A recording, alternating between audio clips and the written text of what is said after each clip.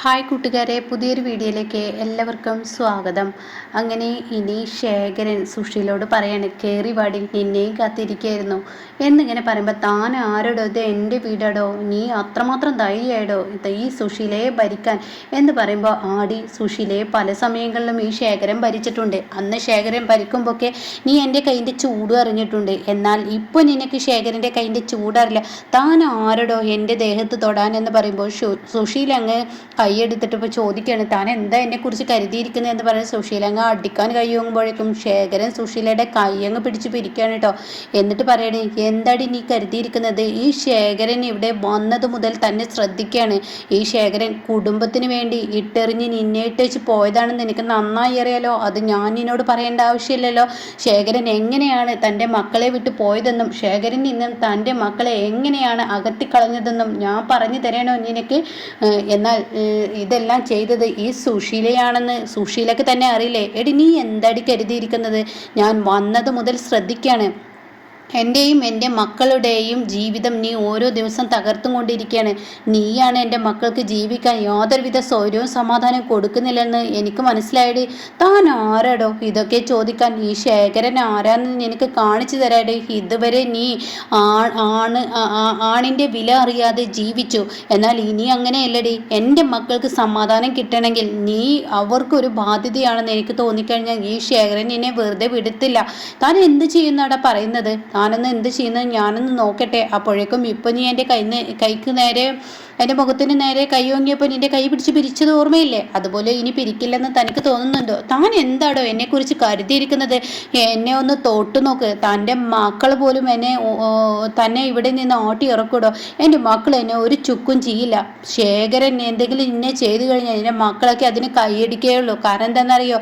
സുശീലെ എല്ലാവർക്കും മനസ്സുകൊണ്ട് മടുത്തിരിക്കുന്നു. അവർക്ക് അമ്മയായതുകൊണ്ട് നിന്നെ അടിക്കാൻ കഴിയുന്നില്ല, തള്ളിപ്പറയാൻ കഴിയുന്നില്ല. എന്നാൽ ശേഖരൻ അങ്ങനെയല്ലടി. ശേഖരന് നീ എൻ്റെ ഭാര്യയാണ്. നിയമത്തിന് പോലും അതറിയാം. അത് ആര് തള്ളി പറഞ്ഞാലും അത് നിഷേധിക്കാൻ നിനക്കും പറ്റില്ല. നിങ്ങൾ എന്തൊക്കെയാണ് ഈ പറയുന്നത്? ആഹാ, നിങ്ങളുടെ നാവിനൊരു കനം വന്നിട്ടുണ്ടടി. കനം വന്നിട്ടുണ്ടല്ലോ. അപ്പോൾ ഉടൻ തന്നെ പറയണേ, എൻ്റെ നാവിനൊരു കനമൊക്കെ വന്നിട്ടുണ്ട്. അത് എന്തുകൊണ്ടാണെന്നറിയോ? കുറേ ആയിടി നിൻ്റെ ഓരോ പെരുമാറ്റവും സഹിച്ചും ക്ഷമിച്ചും ഞാനിവിടെ ജീവിക്കുന്നത്. ഞാൻ എല്ലാം ഇട്ടേച്ചു പോയത് നിനക്കും മക്കൾക്കും വേണ്ടിയാണ്. എന്നാൽ നീ എന്നെക്കുറിച്ചോ ഒന്ന് അന്വേഷിക്കുകയോ പിടിക്കുകയോ ഒന്നും ചെയ്തില്ല. അതൊക്കെ പോട്ടെ, അന്വേഷിച്ചാലും കിട്ടാത്ത കണ്ണെത്താൻ ദൂരത്താണെന്ന് എനിക്കറിയാം. എന്നാൽ വന്നതിന് ശേഷം ഞാനിവിടെ ശ്രദ്ധിക്കുന്ന കാര്യങ്ങളാണ്. എൻ്റെ മക്കൾക്ക് നീ ഒരു തടസ്സമാണെന്ന് എനിക്ക് മനസ്സിലായി. എൻ്റെ മക്കൾക്ക് ഒരു മനസ്സമാധാനത്തോടു കൂടി ഒരു ജീവിതമില്ല.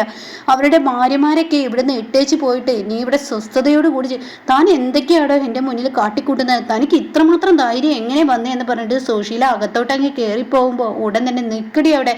നീ അകത്തോട്ട് കയറാൻ വരട്ടെ. ഇന്ന് മുതൽ നീ അടങ്ങി ഒതുങ്ങി ഒരു പെണ്ണായി ജീവിച്ചോ.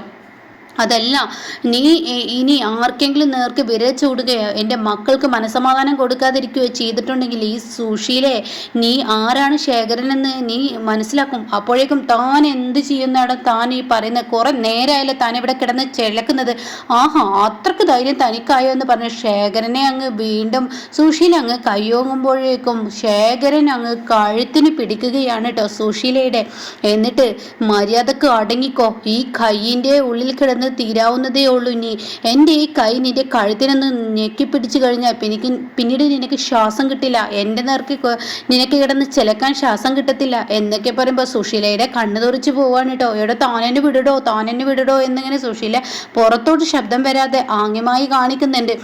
നിന്നെ ഞാൻ വിടത്തില്ല. ഇതൊന്ന് അമർത്തി പിടിച്ചു കഴിഞ്ഞാൽ നിന്റെ ജീവൻ അങ്ങ് തീരും. എന്നാൽ താൻ ഇനി ഒരു കാര്യം ശ്രദ്ധിച്ചോ. ഇവിടുന്ന് അങ്ങ് എൻ്റെ മക്കൾക്ക് മനസ്സമാധാനത്തോടു കൂടിയും ഈ ശേഖരൻ്റെ ഇപ്പൊ കണ്ട മുഖം നീ എടുക്കണ്ട എന്നുണ്ടെങ്കിൽ നീ അടങ്ങി ഒതുങ്ങി ഇവിടെ ജീവിച്ചില്ലെങ്കിലും ഉണ്ടല്ലോ എന്നങ്ങ് പറയുമ്പോൾ സുശീല ആകെ പേടിച്ച് കണ്ണും തുറിച്ച് ആകെ ഭയത്തോടു കൂടി നിൽക്കാൻ കേട്ടോ. എന്നാൽ ഇതൊക്കെ ചെയ്യുന്നത് വിനയനെ ആയിരിക്കും.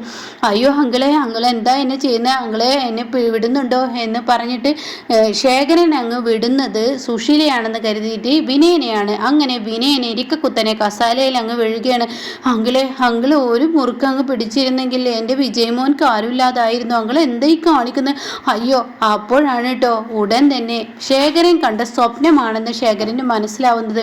ആ മദ്യത്തിന്റെ ലഹരി, ആ മദ്യത്തിന്റെ ആ കെട്ടിൽ തനിക്കൊരു ധൈര്യം വന്നത് അത് സ്വപ്നമായി സുശീലയെ കടിച്ചമർത്തുന്ന ആ ഉള്ളിൽ ഒതുക്കി വെച്ചിരിക്കുന്ന ആ ദേഷ്യം മുഴുവൻ ശേഖരൻ സുശീലക്ക് നേർക്ക് എടുത്തത് വിനയനായിരുന്നു കേട്ടോ. അങ്ങനെ വിനയൻ പറയണം, ഇതെന്താ അങ്കിളെ എന്നോട് ഇങ്ങനെയൊക്കെ കാണിക്കുന്നത് എന്നിങ്ങനെ ചോദിക്കുകയാണ്. എടാ മതിയടാ, നീയും സുശീലയും ചേർന്ന് എന്നെ കുടിപ്പിച്ച് ഈ വീട്ടിൽ നിന്ന് ഇറക്കി വിടാനാണെങ്കിൽ ഇനി അതൊരിക്കലും നടക്കത്തില്ല എന്ന് പറയണ കേട്ടോ.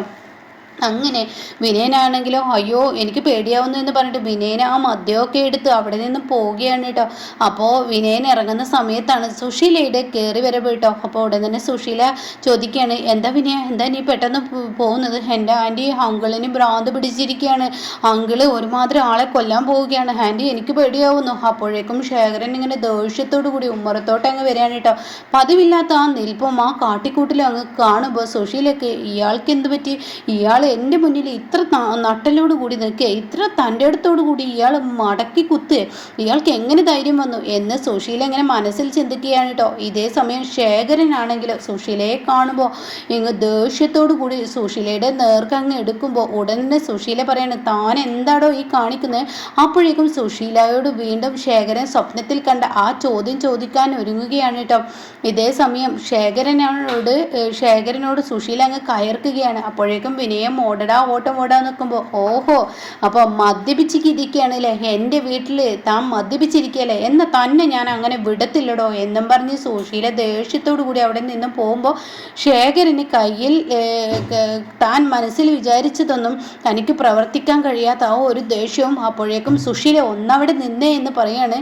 എന്താടോ എന്ന് ചോദിക്കുമ്പോൾ, അതെ നീ എൻ്റെ മക്കളെ ജീവിക്കാൻ നീ അനുവദിക്കുന്നില്ല, ഇവിടെ വന്നത് മുതൽ ഞാൻ ശ്രദ്ധിക്കുകയാണ് നീ എൻ്റെ മക്കളോട് ഓരോ കാട്ടിലും കാട്ടുന്നത്, എന്നാൽ ഞാൻ നിന്നെ വെറുതെ വിടില്ല സുശീലേ എന്നങ്ങ് പറയുമ്പോൾ, ഡോ മദ്യത്തിൻ്റെ കെട്ടിൽ നീ എന്നോട് സംസാരിക്കേ, എന്നാൽ ഇനി ഈ സുശീല നിന്നെ ഇവിടെ നിർത്താൻ സമ്മതിക്കില്ല, എൻ്റെ മക്കൾ ഇന്ന് വരട്ടെ, നിന്റെ കാര്യത്തിൽ ഇപ്പോൾ ഒരു തീരുമാനം ഉണ്ടാക്കുമെന്ന് പറഞ്ഞിട്ട് ശേഖരനെ പുറത്താക്കി സുശീല കഥ കടക്കുകയാണ് കേട്ടോ. ഇതേ സമയം ഇന്ദ്രനെ അങ്ങ് വിളിച്ചു പോവുകയാണ്, മോനെ ഇന്ദ്ര നീ പെട്ടെന്ന് വായോ, അയാൾ എന്നെ ഉപദ്രവിക്കാൻ വരികയാണ്. ഇത് കേൾക്കുന്ന ഇന്ദ്രൻ ഭയന്നു. എന്നിട്ട് സത്യനെ വിളിക്കുകയാണ്, സത്യ പെട്ടെന്ന് നീ ഇങ്ങോട്ടേക്ക് വാ, അയാൾ എന്നെ ഉപദ്രവിക്കാൻ വരുന്നു എന്നിങ്ങനെ പറയുന്നു കേട്ടോ. എന്നാൽ ഈ സമയം ഈ വാക്കുകൾ കേട്ട് ഓടിക്കൊണ്ട് വരാനുള്ള ആ തത്രപ്പാടിലാണ് കേട്ടോ. ഇതേ സമയം സുശീല മനസ്സുകൊണ്ട് ചിന്തിക്കണം, എത്ര നാളായി അയാളെ ഈ വീട്ടിൽ നിന്ന് പുറത്താക്കാൻ ഞാൻ ഓരോ കാര്യങ്ങൾ ഇങ്ങനെ മനസ്സിൽ ചിന്തിക്കുന്നു, എന്നാൽ ഈശ്വരനായിട്ട് എനിക്ക് മുന്നിൽ ഒരു വഴി തുറന്നു തന്നു, അതാ വിനയനാണ്. വിനയനോട് എത്ര നന്ദി പറഞ്ഞാലും മതിയാവില്ല എന്ന് പറഞ്ഞ് തൻ്റെ ഫോണെടുത്ത് വിനയനെ വിളിക്കുകയാണ് കേട്ടോ.